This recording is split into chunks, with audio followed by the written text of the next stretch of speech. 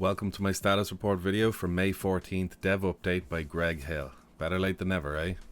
I must have made hundreds of these in the past, but for a different game, a military simulator I used to play, who like iRacing had an amazing dev team who kept us posted about almost weekly with ongoing news for the development process and all that, so I'm very familiar with making these style videos.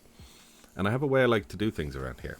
I found that after doing many of these, people do like to listen to these as opposed to read them on a blog, and I get that. So here's my quick fire of some of the highlights of this developer status report, so sit back and let's see what they have in store for us. And like always, if you want to get more in depth yourself, the link to the blog post is down below. Before we get started, I'd love to take 20 seconds and ask if you could leave a like and leave a comment by saying what you had for dinner, how your day is going, what your pet's name is, or even just hi. It's very much appreciated, as this engagement is a free and super easy way to support the channel and help this video get out there to other amazing racers like yourself. Thank you. And make sure to hang on in the video, by the way, because I think they're hinting at something really cool they're going to be releasing into the game. Now, I'm not too sure, but I think there's a few sneaky messages going on in this report, so hang on for that. Let's rock and roll. The iRacing weather system has had a great turnout with 91 participation in rain sessions compared to their dry counterparts. Tyres for the GTP class are expected to have an improvement soon in wet weather conditions. Lockup should be easier to sort out when Season 3 hits. Simulator stability, mainly including the random crashes we've all been hearing about, have had significant amount of engineering resources dedicated to this issue. And rest assured that it appears the dev team are all over this, so that's great news to hear. And they finish off the intro by stating that although the game industry has been struggling and experiencing layoffs, they do state that business for them has never been as good. So that's always good to hear with our favourite simulator, so keep going, guys. New content in Season 3 is being pushed through the final phase of quality assurance and will be hitting the track soon. The street stock cars having a complete overhaul and more variety is being added to the series, kindly stating that it is optional, but the street stock will still be around. But again, it's nice to have variety in these series, and I'm sure the oval racers among you will be delighted. iRacing on Instagram have been teasing us with an extremely well timed clip of the caption stating Chevy v Ford, a nice tease of what's to come with 2 new GT3s being announced. Lock your wallets up, iRacing's back again and they're not taking no for an answer. One of these is the long-awaited Mustang GT3, which the dev team have provided a render of, and boy does it look mean, and I'm sure it's going to sound and feel even meaner. And speaking of pissed off looking cars, the dev team clearly state there will be 2 American-based GT3 cars, with everyone's money being on the Chevy Corvette as the cherry on top of this tantalizing news. Can't wait. 3 new tracks will be available in Season 3, those new additions being 2 road circuits and 1 oval. The road circuits are Circuit de Navarra, a Spanish circuit, and Sachsenring, with almost 100-year-old German race circuit. I probably butchered both those names, but hey, give me a break. They're pretty cool names, and I don't have the cool accent or language to do them. Our new oval edition will be Oswego Speedway. I can do that one.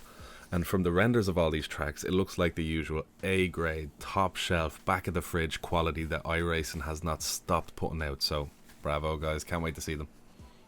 In the vehicles department, Season 3 upgrades you can expect to see are as follows. Rain tyres have been added to the Porsche 992 Cup, the MX-5, the entire GT4 class and the LMP3 car. The vehicle dynamics department has been working with NASCAR to greatly improve the aero and accuracy of their oval cars. Another example of iRacing's ruthless ambition to remain data-driven and constantly collaborating with the right people to get the right job done. Standing starts are being looked at here, mainly in regards to the naturalness of them. iRacing stating that they know a formation lap would be ideal to get tyre temp and brake temp.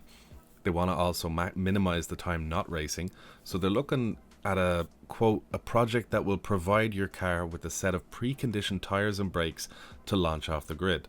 While I have this in Season 3 as part of the update, there's a chance this slips into a future update, so big things to expect there. And lastly, in the vehicles department, we have clutch variability. Jeez, who knew they were going to go this deep? They say no 2 clutches are the same in iRacing, and iRacing wants to add more variables to the mix, trying to get closer to simulating realism as opposed to the mechanical perfection currently available. The iRacing UI gets its own piece. Some of the bits I picked out for you are AI single player is being reorganized, the long-awaited driver stats will come out, and the way it's spoken about here looks like it's going to be awesome. And my personal favorite, lap charts and lap graphs are being added to results. Simply lovely.